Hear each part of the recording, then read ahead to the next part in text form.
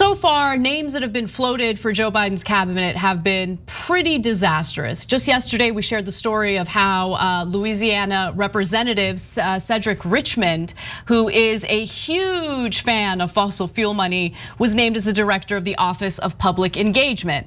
Now we're learning that Rahm Emanuel, who was a failed mayor of Chicago, is being considered for transportation secretary. Now that decision hasn't been made yet. His name is being floated, he's being considered. But I think we should know a little more about Rahm Emanuel, and progressives should certainly push back on this. In fact, one Chicago City Council member, Rossana Rodriguez-Sanchez, wrote an open letter to Joe Biden urging him to avoid choosing Rahm.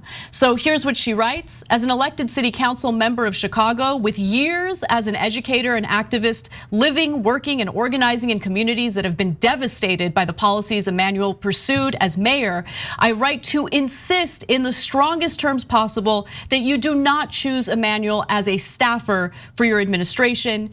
If you want to root out systemic racism, defend democracy, and build a society that leaves no one behind, all worthy goals mentioned in your victory speech, I can think of a few people worse for the job than the man who earned the nickname Mayor 1% while in office. So Rahm Emanuel did awful things in Chicago, including shutting down public schools in predominantly black neighborhoods. He helped also cover up the police murder of 17-year-old Laquan McDonald back in 2014. He was shot 16 times, by the way, including when he was already laying on the ground. Rahm Emanuel closed 50 public schools in Chicago. Most of the schools served African-American children on the south side and west sides of the city, which are now missing key pillars of their communities. Meanwhile, some of the schools are now being converted into, my favorite, expensive apartment and condo buildings. And obviously I'm being sarcastic there. This is the kind of stuff that enrages me beyond words. Emanuel also refused to end the city's blatantly undemocratic method of assembling a school board whose members are chosen by and accountable to the mayor rather than the people of Chicago. He also handpicked Chicago Public Schools CEO Barbara Byrd Bennett, who was sent to federal prison after pleading guilty to a multi-million-dollar kickback scheme involving public school money. A lot of wins here, but there's more. I mean, there's so many other details that I can get to, but Cenk, I wanted to give you a chance to share your thoughts. Yeah, first of all, those good folks in Chicago are doing a petition to make sure that Rahm Emanuel doesn't go on the cabinet. We'll have the link in the description box below if you're watching this later on YouTube or Facebook. It's not our petition, it's their petition. I want to support it. So Rahm Emanuel is the guy who famously said when he was chief of staff for Barack Obama, called liberals effing retarded, okay? That's his words, not my words. I just wanted you to understand what he thinks of progressives. He was Obama's chief of staff. He despises progressives. He loves money in politics. His campaigns were drenched in money.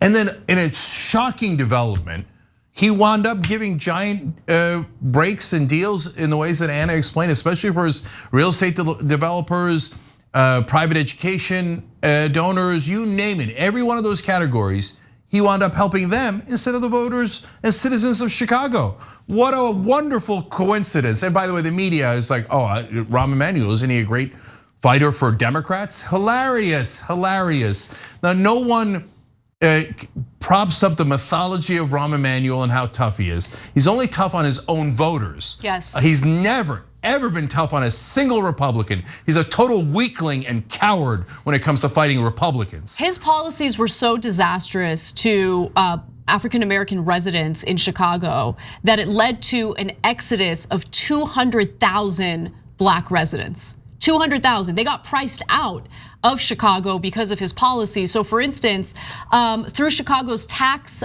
increment financing program, which supposedly exists to fight blight in the city, Emanuel has given away enormous amounts of money to neighborhoods and institutions that are anything but blighted.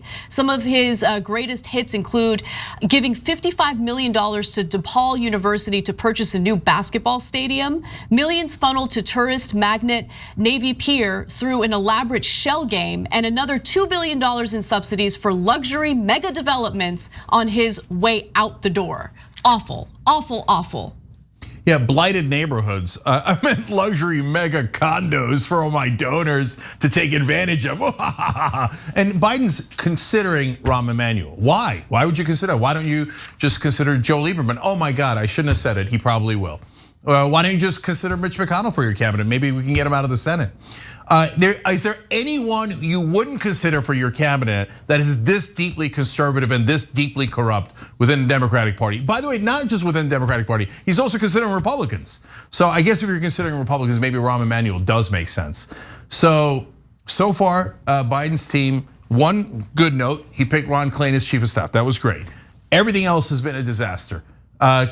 Conservative after conservative on the cabinet, and being considered, and won't fight for his voters at all right now. Thanks for watching The Young Turks, really appreciate it. Another way to show support is through YouTube memberships. You'll get to interact with us more. There's live chat emojis, badges. You've got emojis of me, Anna, John, JR. So those are super fun. But you also get playback of our exclusive member-only shows and specials right after they air. So all of that, all you gotta do is click that join button right underneath the video. Thank you.